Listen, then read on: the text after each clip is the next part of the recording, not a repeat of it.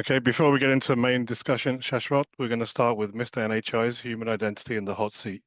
I'm going to fire 10 machine speed questions on IAM, non-human, and AI identities. So let's go. Right. Will static, long-lived credential secrets still exist in 5 years? I really want to say no, but unfortunately, the answer here is yes. We humans have a tendency to be lazy and not do away with bad practices for far too long. And unfortunately, I don't think it's going to be any different with this AI wave coming along. And static long-lived credentials, if anything, they are going to be even more amplified with this huge surge of AI-generated code, of local MCPs and agents running locally just about everywhere. And I'm going to go out and predict that not only is it still going to be a problem, it's going to be a problem at a much larger scale in 5 years. Yeah, I would fully agree. Okay, are enterprises finally making NHI risk management a top priority? It's an interesting question. For pretty much every enterprise that I've spoken to over the last year and a half, the evolution has been somewhat as follows. The first few months were, what is an NHI? It slowly became, okay, yes, it's a problem, but so what? It's been festering around for 30 years, right? It's like one of those things, nobody died of it.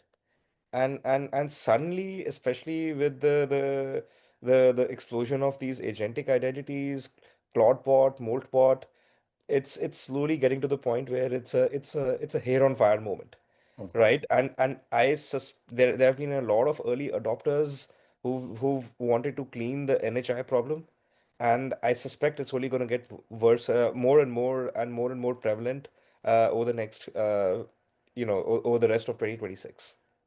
right. Okay, and does agentic AI security equal NHI security? I don't think it equals NHI security. I think NHI security is a lot broader than agentic security. Uh, there are a lot of machines which have nothing to do with agents.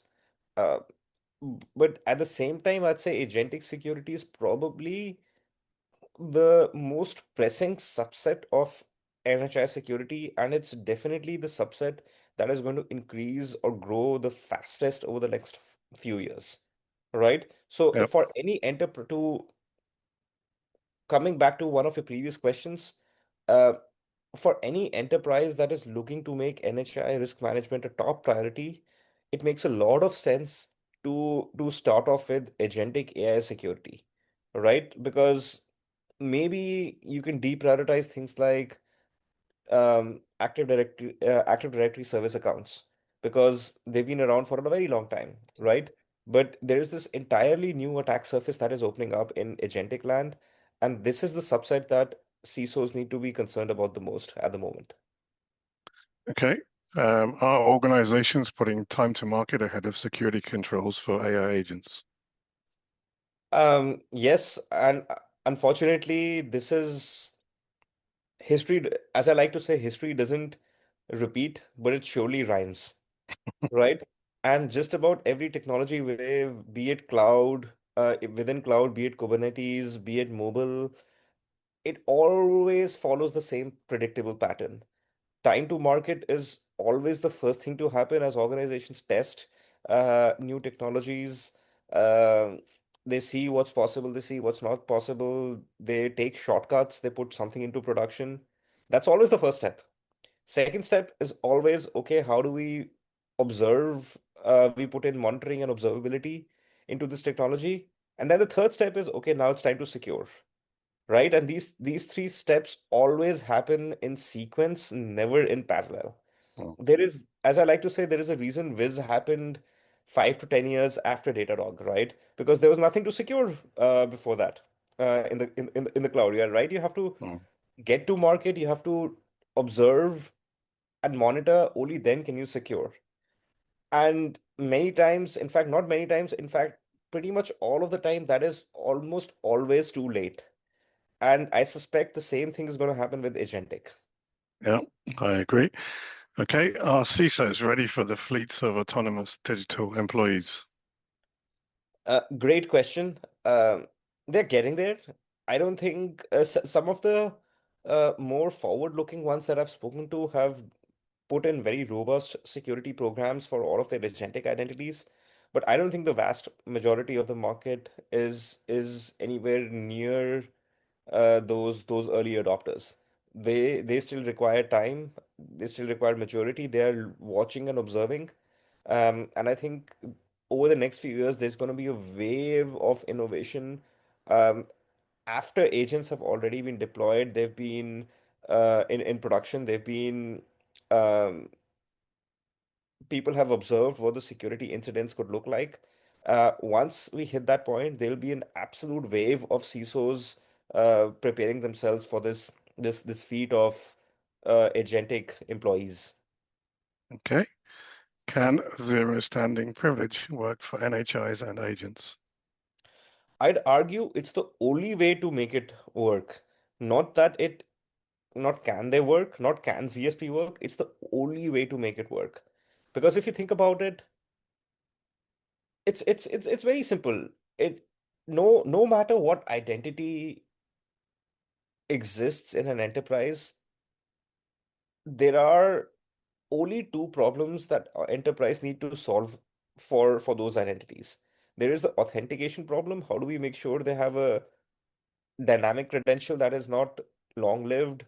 And that's a strong credential. And then there's the authorization problem, right? And authorization problem loosely translates to, hey, give that identity a least privileged role at inception and then validate that identity's permissions at runtime, Hmm. right? And let's focus on the authorization for a little bit, on the authorization problem. For an agent, it's nearly impossible to know what is the right privileges they require at inception, because the number of actions an agent can take is so broad. Hmm. In fact, it's non-deterministic, right? And similarly, at runtime, it's almost well nigh impossible to ascertain with any certainty that, hey, the permissions they have right now, are they accurate or not? So what I argue is that instead of doing it the way that we've done it for humans, is this role the correct role or not? The only way, because of the non-determinism and the sheer amount of combinations of permissions in any modern cloud slash SaaS environment, uh, the only way to secure agentic is to ensure that they have ZSP at all times, not just at inception, but also at Hmm. runtime. Okay, look, I'm sure we're going to discuss this a little bit more through the show. Let's move on. Is the recent market activity involving identity vendors a good thing for the industry? Absolutely. The industry deserves a lot of choice, a lot of innovation, because that's the only way to solve this problem. And the recent market activity, including the funding announcements, the acquisition announcements, and in general, all the innovation happening amongst the ton of identity vendors, not only is that a good thing, but I think that is necessary to make sure that we are ahead of this problem collectively as an industry. Yeah. Okay, do you think regulators will move fast enough to keep up with agentic AI? Nope, but I'm sure the industry will. Cool. Look, I think the last two questions you've probably covered, but in some way. But look, are we repeating the past mistakes of managing NHIs now with AI agents? Unfortunately, we are. Yeah, I had more confidence. We are not, but we definitely are. Okay, and look, the final question again, I think we've touched on it a little bit. Does PAM dramatically change the introduction with agentic AI agents? Yeah, great question. And yes, absolutely. PAM has conclusively evolved away from an era of managing vaults and bastion hosts. Um, Increasingly, PAM is about managing authorization, zero standing privileges, and eliminating static credentials altogether. And not only will that continue, I think that will accelerate with the introduction of agentic. Perfect. All right. I hope you enjoyed being in the hot seat, Shashwat.